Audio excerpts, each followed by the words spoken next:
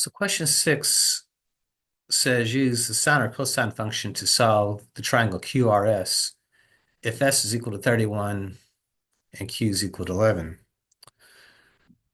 So now keep in mind, if you could redraw this a little bit.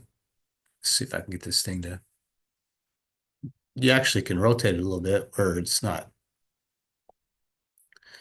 you can kind of spin around and see if you can make it look like something that you're comfortable with. Looks like if I spin this one around, I gotta spin my letters around too, so it looks like it ain't really gonna help us a whole lot. So let me just get this thing back down here and let it be. So anyway, S is going to be 31. So they kind of mess with this by not keeping it nice and clean. So 31 is going to be this. Q is going to be an 11. So I'm going to put that here. So the question is, how do we go about finding the missing side? Well, we can't really find the missing side. Well, actually, we can. We could use Pythagorean theorem to find the missing side as well. So I could find the missing side by using a squared plus b squared equals that. So notice how you could go r squared plus q squared is equal to s squared.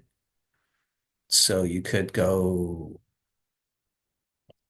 r squared plus 11 squared is equal to 31 squared. So r squared is going to equal 31 squared minus 11 squared. And if I take the square of both sides, r would equal the square root of 31 squared minus 11 squared.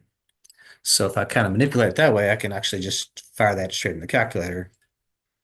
So 31 squared minus 11 squared, hit enter, and I would get, like, if I round that to the thousandths place, I would have 28.983. 28.983. Now, I think in your directions, though, I think they want you to find angle R first.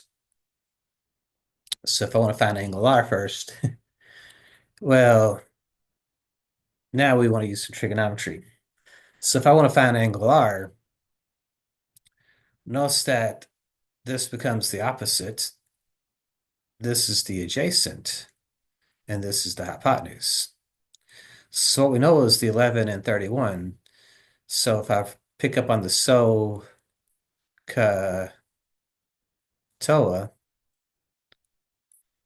the adjacent and the hypotenuse would be cosine.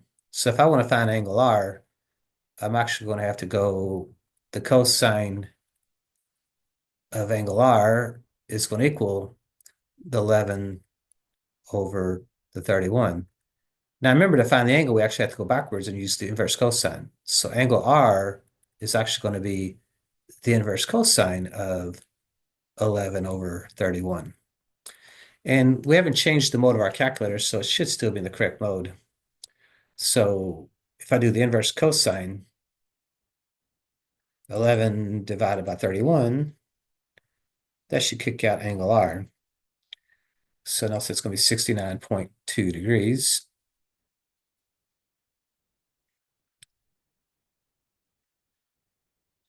Now, note, since we know angle R, we could also find angle Q, because angle Q is just going to be 90 minus the 69.2. So if I type in 90 minus 69.2, that's going to give me 20.8. So 20.8 degrees would be angle Q. Now, notice how we could use trigonometry to find side R.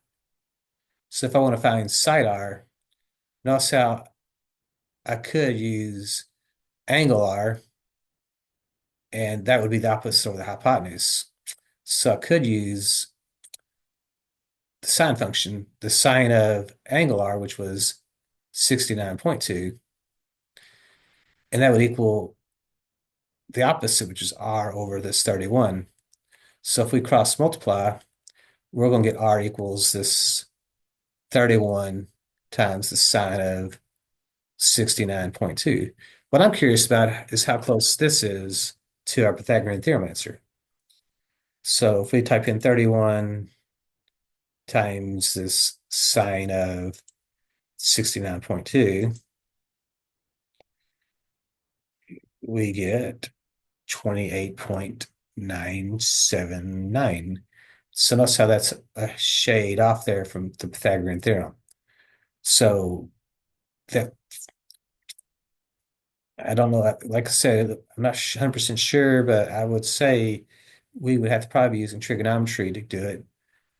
So I would go ahead and go with the 28.979, which turns into 28.980. So notice that there's a 3 thousandths difference in those measurements by using the Pythagorean theorem and using the trigonometry because we had around this angle up here. Now, if we typed in this 31 sine, if we went up there and copied this angle in and didn't round it and hit enter, notice that we do get that 28.983 if we didn't round that angle. So keep that in mind is this calculator, how much can we get away with rounding? So we can't go back up there and grab the 69.21644 as opposed to the rounded value of 69.2, which would give us a little bit more accurate answer. So see where that takes you at in some of this trigonometry.